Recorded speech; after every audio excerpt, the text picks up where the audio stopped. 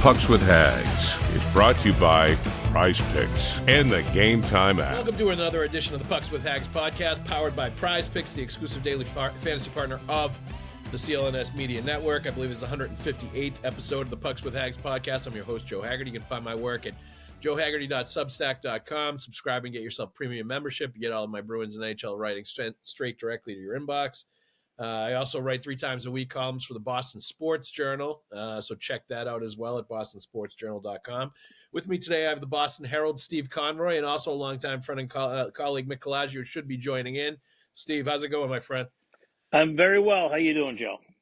My son, Finn, had a sinus infection over the last week, and I don't know if I have the sinus infection, but I think he definitely got me sick. We have it's that time of year where stuff is circulating through everybody's house. I think Mick had a sinus infection this past week too. So I just got over a heavy cold. Yes, everybody's playing hurt right now, Steve. That's what we're doing. Did you get the black bow tie and the tux for the black and gold gala last night when you covered it?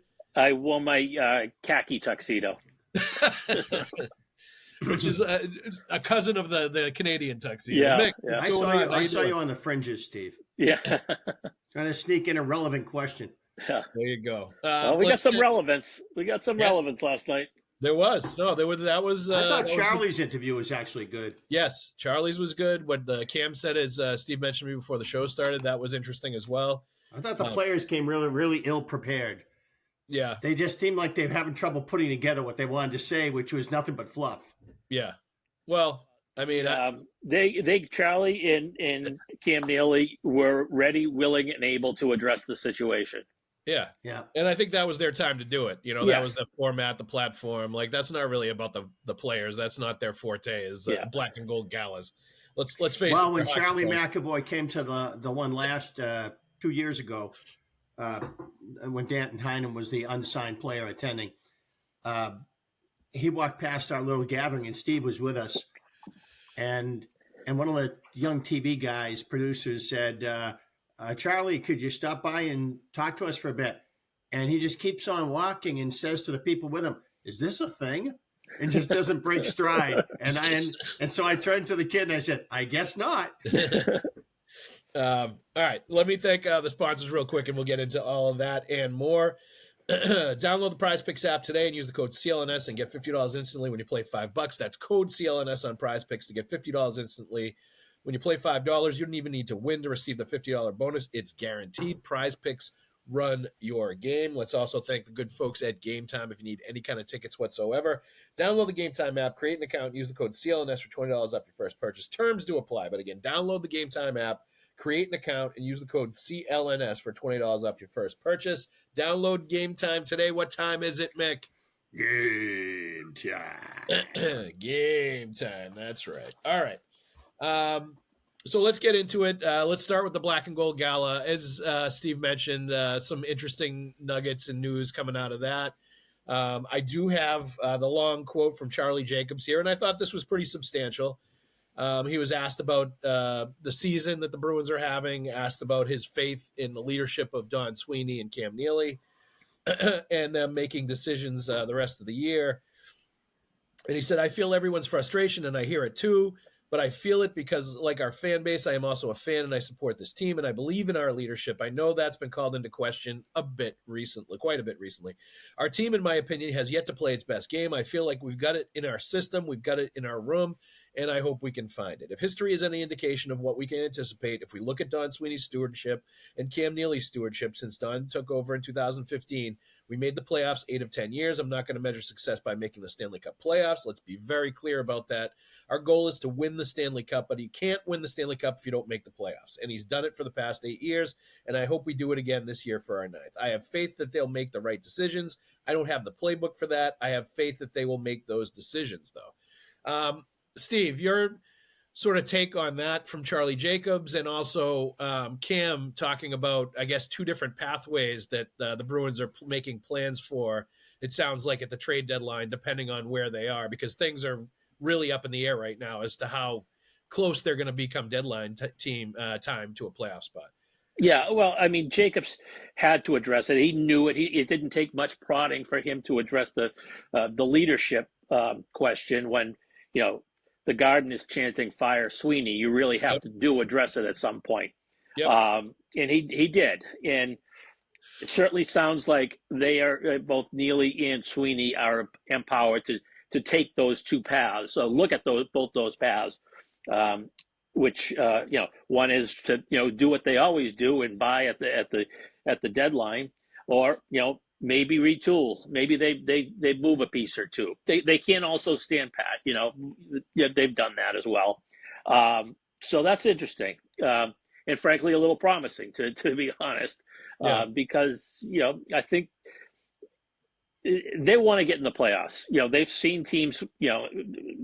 Marchand has mentioned this several times. They saw where the St. Louis Blues came from in in 2019. They were up close and personal to that one. No kidding. So they're clinging to that. But is this team really that that close to being a true cup contender? I haven't seen it yet. And there are some pieces that they could move. I don't know if they would ever go so far as to think of moving a Brad Marchand. I personally would not do something like that. I think they need to keep that continuity of leadership there. Yeah. I don't think McAvoy or Pasternak is ready to take on that role yet. No. So I wouldn't do that unless for some reason Marchand says, okay, yeah, it's time for me to move on. So I wouldn't do that. Pretty much everything else is on the table. Trent Frederick, he's playing better lately. And now, with Pasternak, he's playing on the wing. He's been more, effective as a wing, as a NHL player. So maybe they'll get something more out of that, out of Frederick. But if it keeps going, one good game, two invisible games, then you have to look at that. I think the piece that they have that might get the best payback is probably Charlie Coyle, considering he has more time on his contract. Yeah. But that's would be a tough one to swallow, because he is part of that culture, that good culture that they have right now. Yeah, I mean, it's funny if Brad Marchand, let's just say theoretically, he said, I want to go to a contender. I want to try to play for a cup this year. And let's say the Bruins had made a decision. They were going down the path to, sell off a couple of things. You're right. I'm not sure that Pasternak or McAvoy is ready to take on that kind of responsibility, that kind of role of being the captain of this team. I really don't. Honestly, the one guy I would say that I see enough leadership from and the right things from to take that over would be a guy like Charlie Coyle. He's a guy that does the right things, that understands what you need to do to win, that understands making sacrifices to, do what's best for the team, and is a really one of those important glue guys to have on your team, and a great competitor, and still a very good player. Yeah. So it would be difficult to trade him. There's no question about it. But to your point, that's one of the players you're going to get value back in return. And let's just say theoretically that you're talking to Vancouver and you don't want to get JT Miller. From the sound of things, when they were talking about Zibanejad and Miller, maybe it sounded like the Canucks also wanted a defenseman, a good young defenseman in the package that they were doing as well. Does that turn into they want Mason Lohrei from the Bruins in addition to Charlie Coyle, a kind of trade like that? Is that too much to give up? I think all of that is interesting to think about right now too. And do you not really want to give up a future like that, somebody that looks like they're very bright and promising future in Lohrei, in addition to giving up one of your mainstays in Coyle to make a deal like that? They'll obviously cross that bridge when they come down to it a little bit later on. And I think they do, and they should want to get a look at what Matt Poitras coming back up, him being at center, moving the pieces around, and seeing what that looks like for a month, 6 weeks before you start making really big potential massive ramification moves at the trade deadline.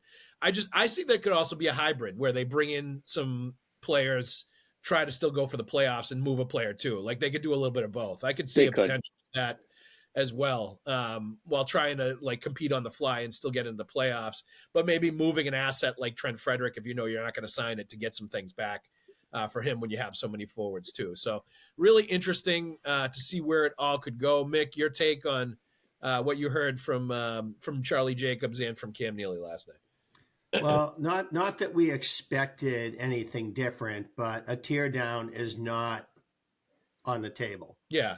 No matter what happens, they still think that this team that did what it did last year and is a slightly tweaked version this year with 2 significant additions should be better than it is. Thus the coaching change early in the season, 20-game mark, and better hockey, but still very much a 09-10 kind of 0-0 feeling. It's hard for them to outscore their mistakes, whether they're playing well defensively or not. And for the most part, they're playing better defensively. And so things are coming along, penalty kill. There are aspects of the game that are coming more reliable now. And you say, okay, they're still in the pack. Hopefully all the bad stuff's behind them. You'd think that they could go forward here.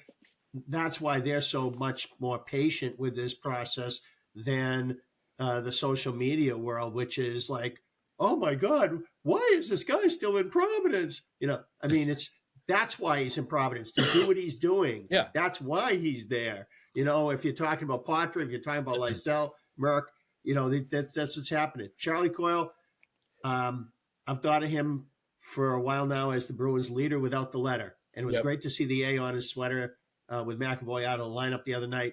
I always thought it should have been him, but maybe they wanted to make sure they had a defenseman, or maybe try to use it to spur Charlie on and accelerate his development as in the room as well as on the ice.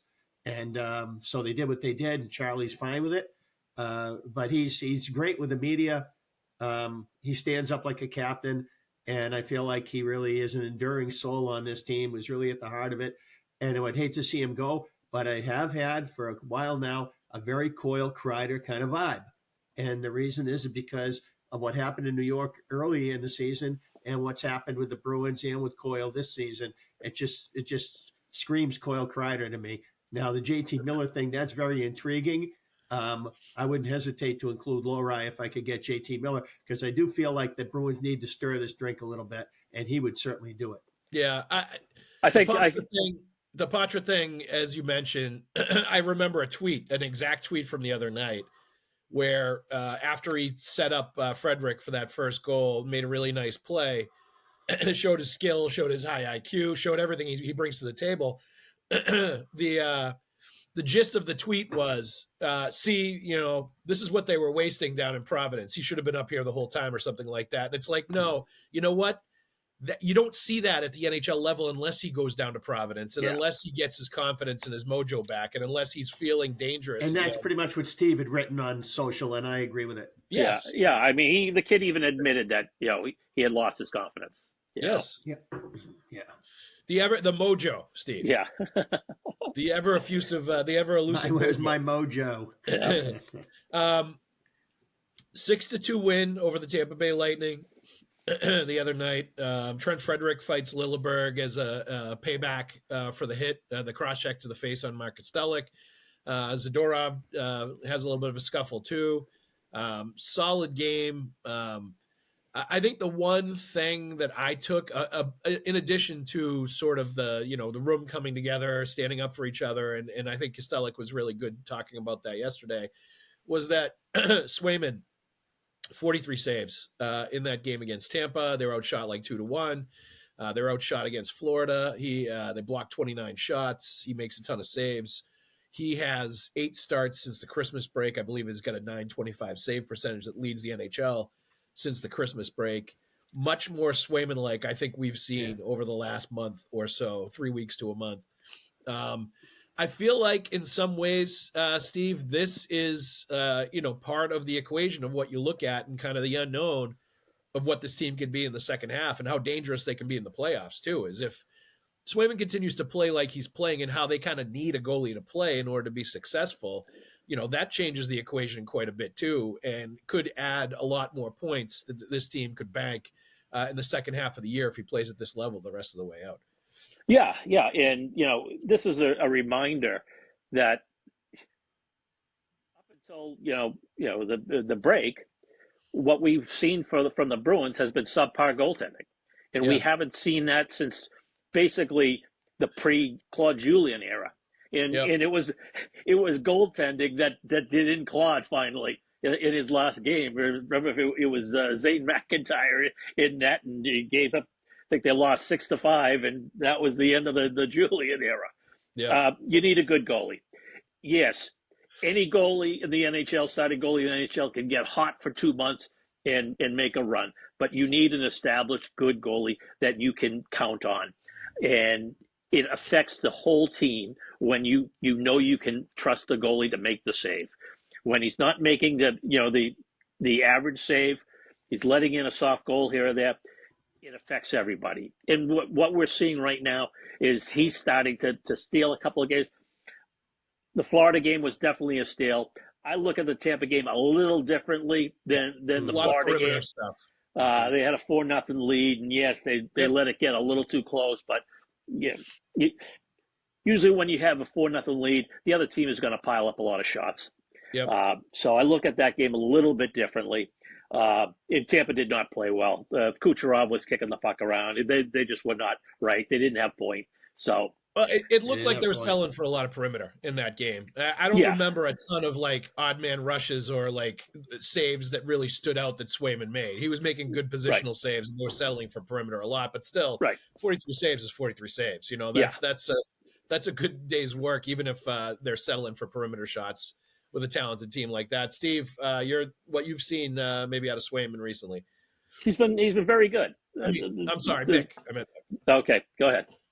Mick. Who, me? Yes. Hey, let me turn this around. Where is it? I'm gonna find it on here for you real quick. Mick, are you fully recovered from the sinus infection? No, but I'm on my way. I'm on a mend. I'm on meds. I'm feeling fine now. There you go. Good. Powered by Castellic.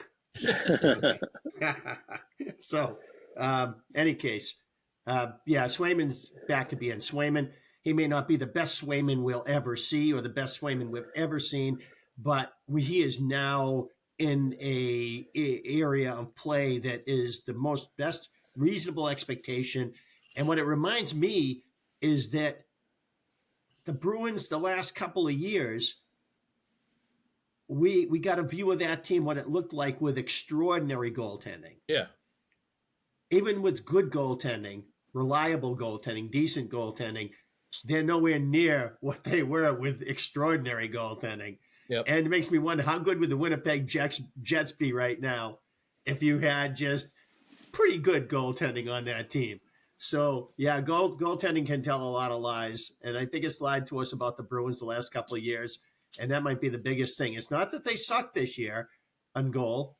It's that it took Swayman a while to achieve his level. But having more down the middle goaltending, more what the average team experiences, has really kind of made the Bruins not be able to outscore their mistakes.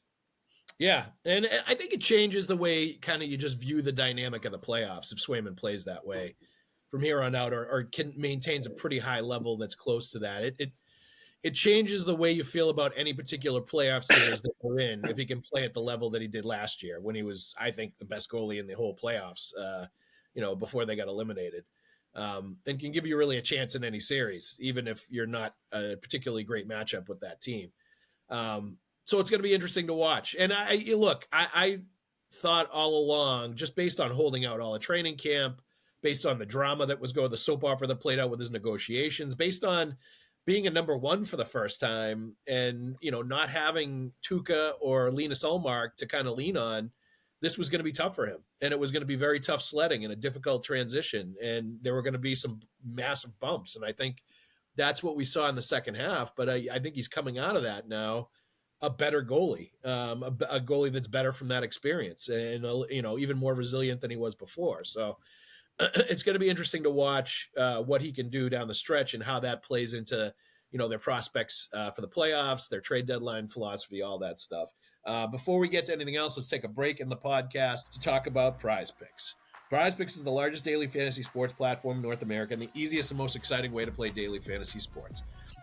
Instead of battling thousands of other players that could be pros or sharks, you simply pick more or less than on 2 to 6 player stat projections, and you watch the winnings roll right in. It's fun, and it's pretty simple.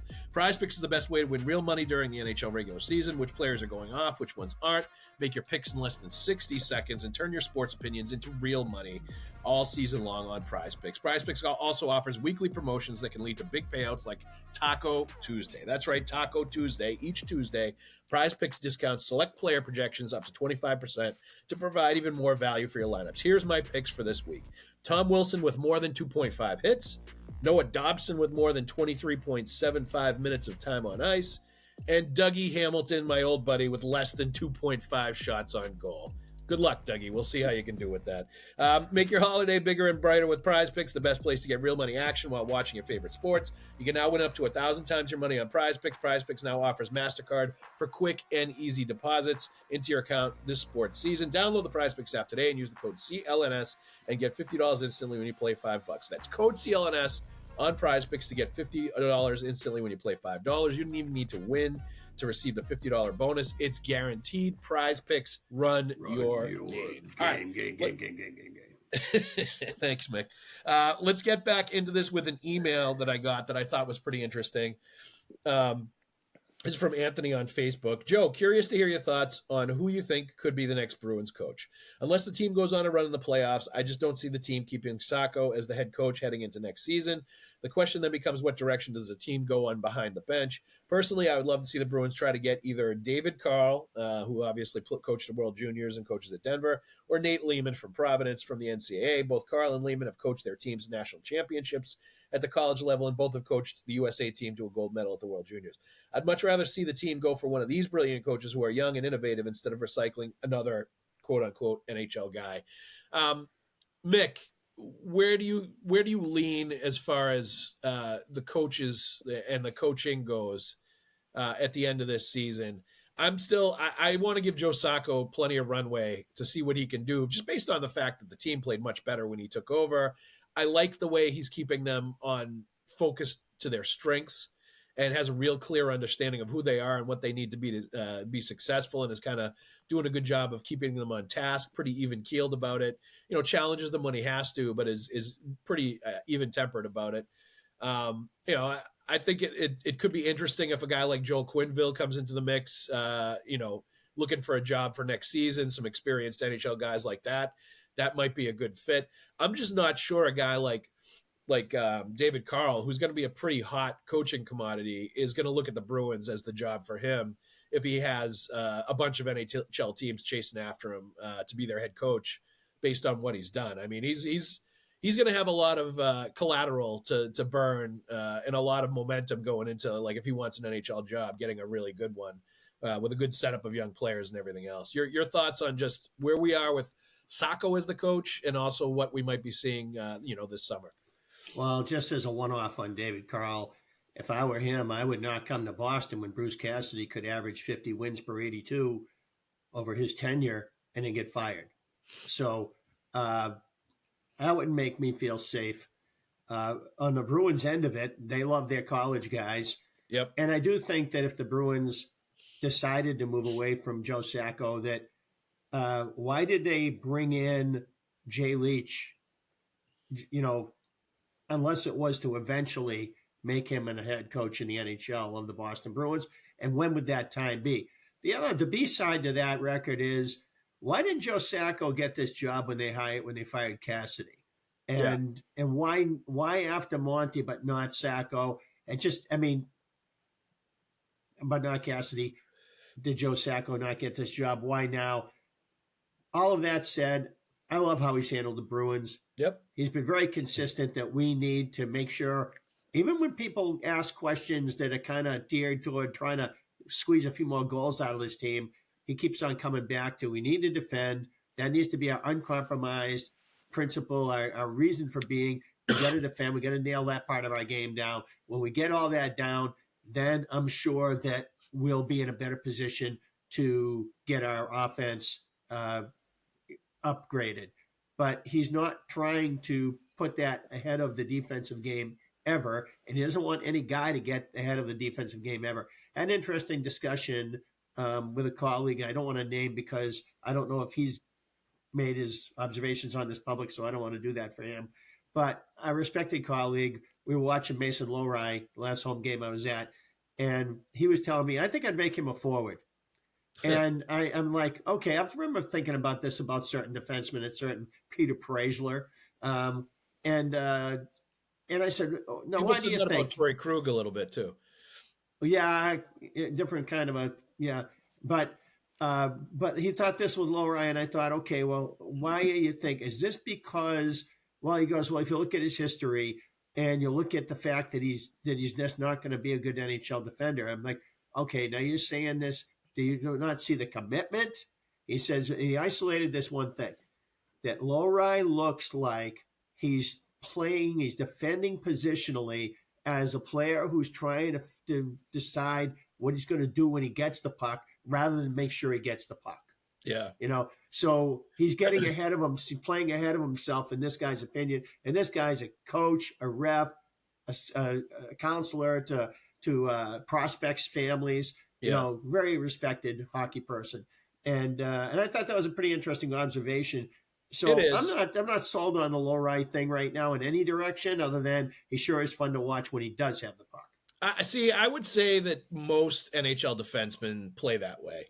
Like they're thinking what they're going to do when they get it, or how they're going to take their momentum going the other way offensively. Once and trying to make a play to get going the other way with. All right, just to clarify, if it's in your head, that's fine. But if it should be in your head. But if it's in your feet, then that's not good. Yeah. Yep. Let me say this about Lohrei. I've been frustrated at his game sometimes when he's not assertive in his own end. But I will say this in his defense: every time there's a situation where he's getting thrown into the fire, and I think this is going to be a disaster, he steps up to the challenge. Yep. And I look back to the Tampa game the other night. That was probably one of his best. That was definitely one of his best games of the year. It might have been his best with Charlie McAvoy out. Played 22 minutes, and I thought he was very good. So there's something there. There's something there. He gave up an early goal before. Didn't he give up an early one before when he played the two really great plays later offensively? I mean, so it's like with him, there's always a give and take. And I'm not saying there isn't a place for the Bruins need guys on defense who are going to join the attack. They have to have it given their forward group. So, and how it's gone this year, especially. So it's not the principle of it. It's more like how is he doing as a player. But that's a good observation. Like the way he's risen to challenges in his still very young career. When he got thrown into the playoffs last year, I thought it was going to be a disaster, and it wasn't. Yep. And I think his skill set sets him apart as a defenseman. I think it really does. Yeah. I think he's a huge asset for you in the offensive zone and the neutral zone, and getting the puck out. With the one thing I found is that he is getting ahead of himself too much with his passing, like the stretch passing and the passing way up the ice. And I see a lot of icings from him when he's getting really sort of over aggressive or over ambitious with what he's trying to do. And it's not a great play. It's not, and sometimes it's the wrong timing. And I think this is a lot of young guy stuff. Bruins have been icing the puck a lot. Lately, a ton. They're trying to stretch it. They're trying to stretch a lot lately. And Sacco looks like he wants this, and he's being patient with the fact that it results in a lot of icings. Yeah, but I think overall with Lohrei, I still like a lot of what I see. To Steve's point, I see what he sees as far as a resiliency and an ability to step up in pressure situations. And I think that to me tells me that he's going to eventually be a really good player. It's just a matter of settling down some of the puck management issues, some of the sort of young mistakes that he makes. Like I didn't expect him to have as many bumps as he's had already this year, just based on what we saw the second half of last year. But it's his first full season in the NHL, and he's playing a lot of minutes. You're going to see a lot of mistakes out of a player like that. But the one thing that I like that I see is he knows exactly what he is, and he knows who he is, and he's going to keep continuing to go to that. And he's not losing his confidence as far as what he's doing with the puck and how he's playing the game. When you see so many players like him, that a couple things backfire on them and they get really gun shy and they stop doing anything, and they just become really invisible robots out there. And I just don't see Lohrei as that. And it really sets him apart. Yeah. And the Lindholm injury has not allowed the Bruins to, shelter him as much as they would have liked to. That's a good point.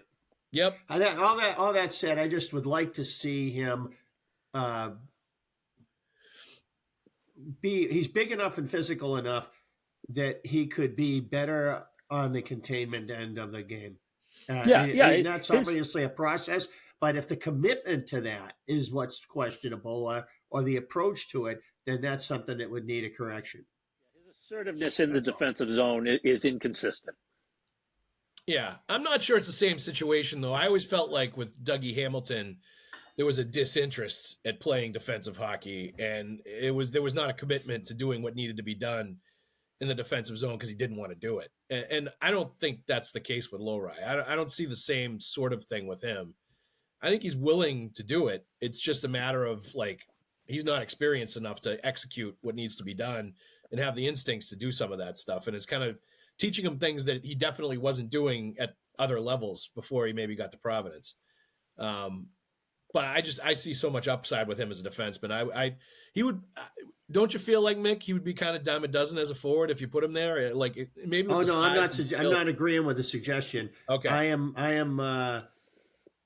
not entertaining that as much as I am just questioning the long track of whether or not is he going to really become a player that we're all talking about here that could be terrific, or is he going to be Colin Miller and be a journeyman who looks like he could have been a great player, but it just, for whatever reason, never went above a certain level. So even though it looked pretty good when it started out. So yeah, I see the attraction. I agree with everything you guys have said. I just wonder if he needs to become more aware of the possibility that his body positioning is getting ahead of himself regarding not defending as well as he could because he's letting his body get too far into his head as far as his what's going to happen when I get the puck. Let's just hope it the Bruins don't pull a Colorado Avalanche like they tried to do with Johnny Boychuk and take a defenseman and turn it into a fourth line enforcer. That would be the wrong move with Mason Lohrei, I think, at this point. Let's take another break here to talk about Game Time. Any kind of tickets that you want. Take the guesswork out of buying tickets with Game Time for obviously your Bruins tickets, but also if you're looking for tickets to the Celtics or even comedy or concert tickets. Game Time has a new feature called Game Time Picks that makes getting tickets to see your favorite team play live even easier. Game Time Picks filters out the fluff to show you only incredible deals on great seats so you don't have to waste time searching through thousands of tickets. The game of the week for this week that would make an outstanding post-holiday buy is the Thursday, January 23rd showdown between the Bruins and the Senators at the Garden. The amazing deal is $67 for corner balcony seats, section 319, which is great value for Bruins tickets in this new year. At Game Time, they offer you priority Game Time picks. Curation makes it easier to save more on sports, comedy, concerts, theater, etc. All-in pricing. You toggle this feature, and it shows the total up front with no surprise fees at checkout. And don't we all hate surprise fees? There's also the lowest price guarantee. Your Game Time will credit you 110% of the difference. Download the Game Time app, create an account, and use the code CLNS for $20 off your first purchase. Terms do apply. But again, download the Game Time app, create an account, and use the code CLNS for $20 off your first purchase. Download Game Time today. What time is it, Mick? Balcony 319 Zamboni Corner Game Time. Game Time. Yeah, that's a heavy action corner. You can get Todd Angeli up close and personal when he's singing the anthem. A lot of stuff going on there. Steve, anything else on your mind with this Bruins team that you want to get off your chest or that you've been thinking about in the last couple of minutes we have here? Well, I've seen a little bit on social media lately the poo-pooing of culture in the team. And I do not go there because when I first started covering this team, the culture was not good. Yep. It was 2001.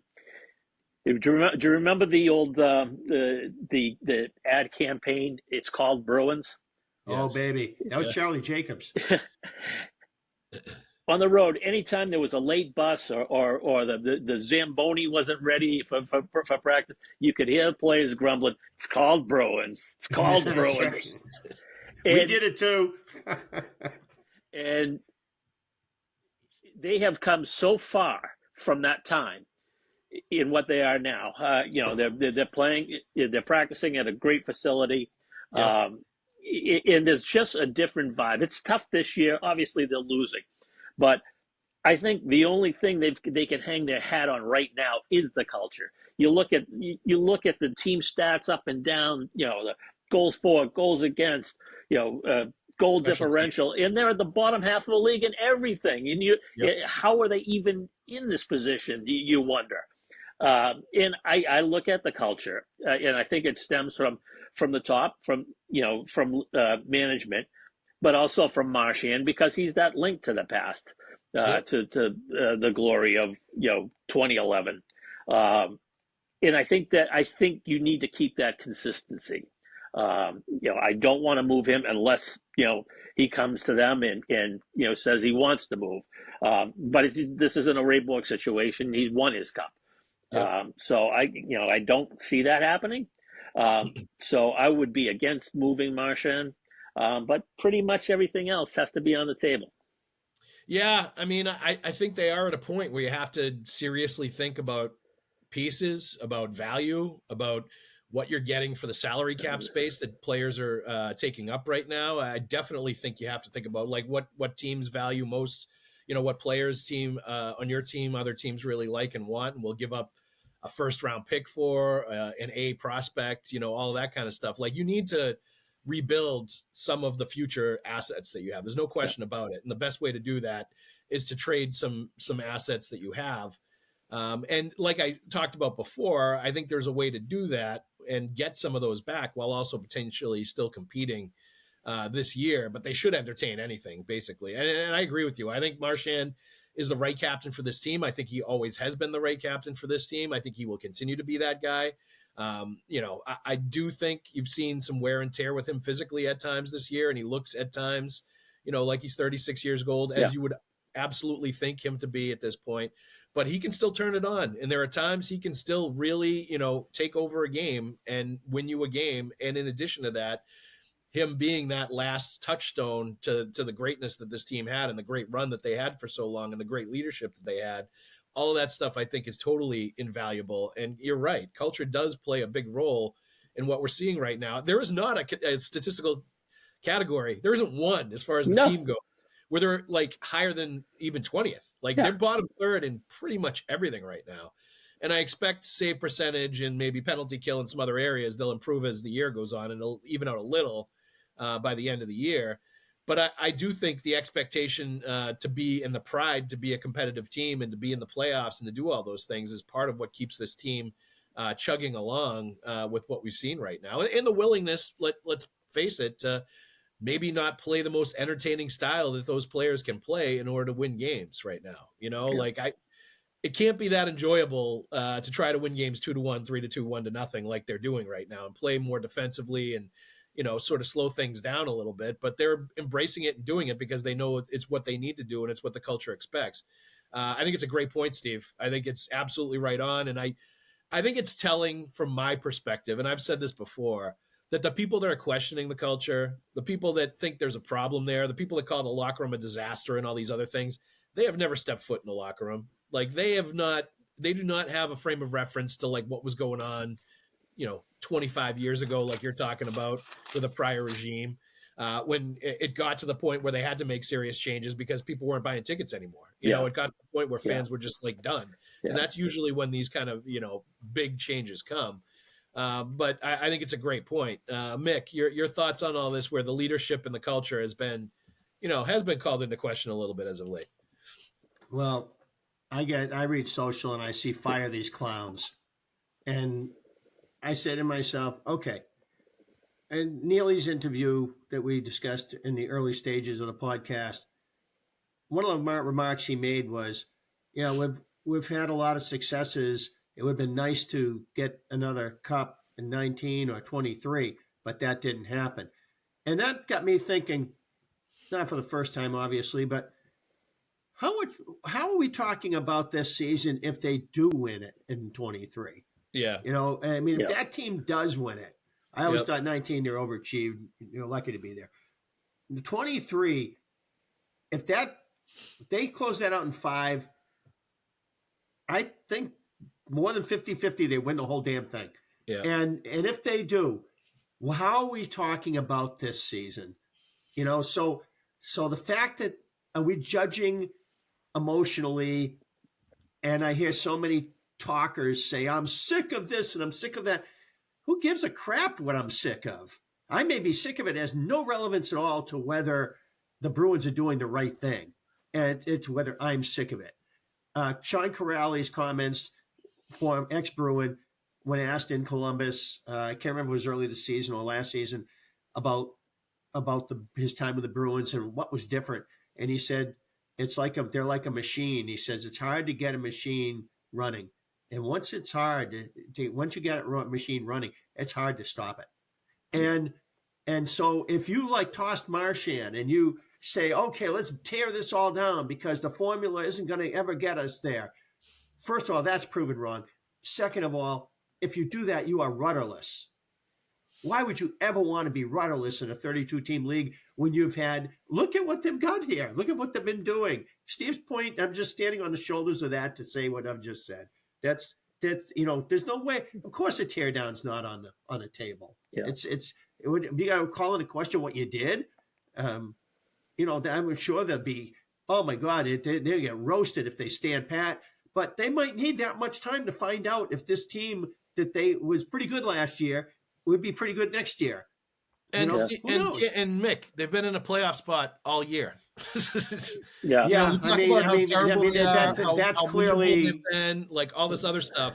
They've really basically never fallen out of a playoff spot for more than a day or two. They've left a lot of points on a table. Well, they totally did. Look, they could come to regret the 3 or 4 points they wasted in that 6-game losing streak. The Rangers game is the one I'm going to remember. They should have had at least 3 or 4 points because there's still teams got way more games left to play than they do. No. So they have to be better than everybody else. Playing out that way with the Ottawa holding 3 games in hand and Tampa Bay holding 4, and a bunch of teams grouped up that are going for the wild card. You could see during that losing streak when they were frittering away points in games they should have at least got to overtime.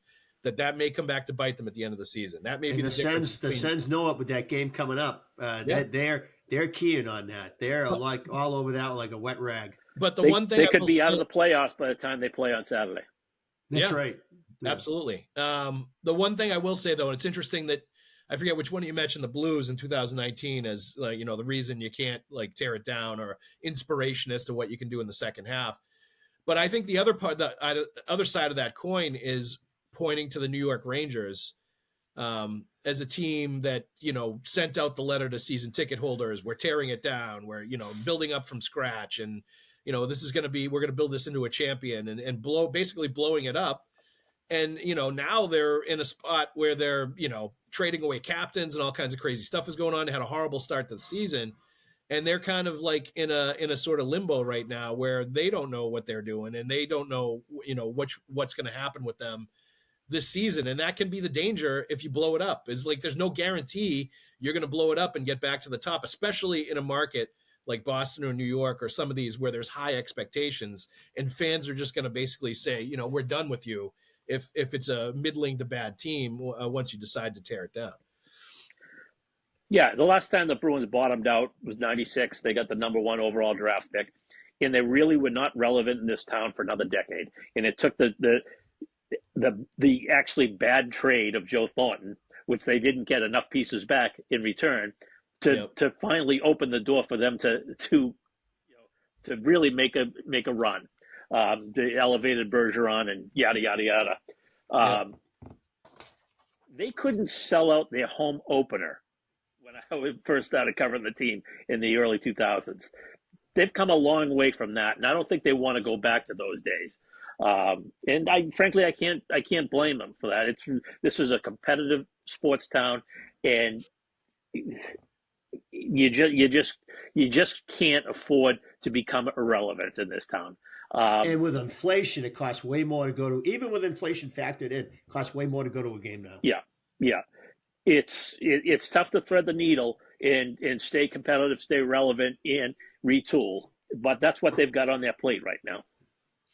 Absolutely. All right. Thanks, boys. Let's thank our sponsors real quick before we go. Download the Prize Picks app today and use the code CLNS and get $50 instantly when you play $5. That's code CLNS on Prize Picks to get $50 instantly when you play $5. You don't even need to win to receive the $50 bonus. It's guaranteed. Prize Picks, run your game. Let's also thank our friends at Game Time. Download the Game Time app, create an account, use the code CLNS for $20 off your first purchase of any kind of tickets. Terms do apply, but download the Game Time app, create an account, use the code CLNS for $20 off your first purchase. Download Game Time today. What time is it, Mick? Game time. Game time. Steve, Mick, thank you very much for today. Thanks for having me. Everybody Thank everybody you. else, you got it. Everybody else out there, thank you for listening. We'll see you at the ring.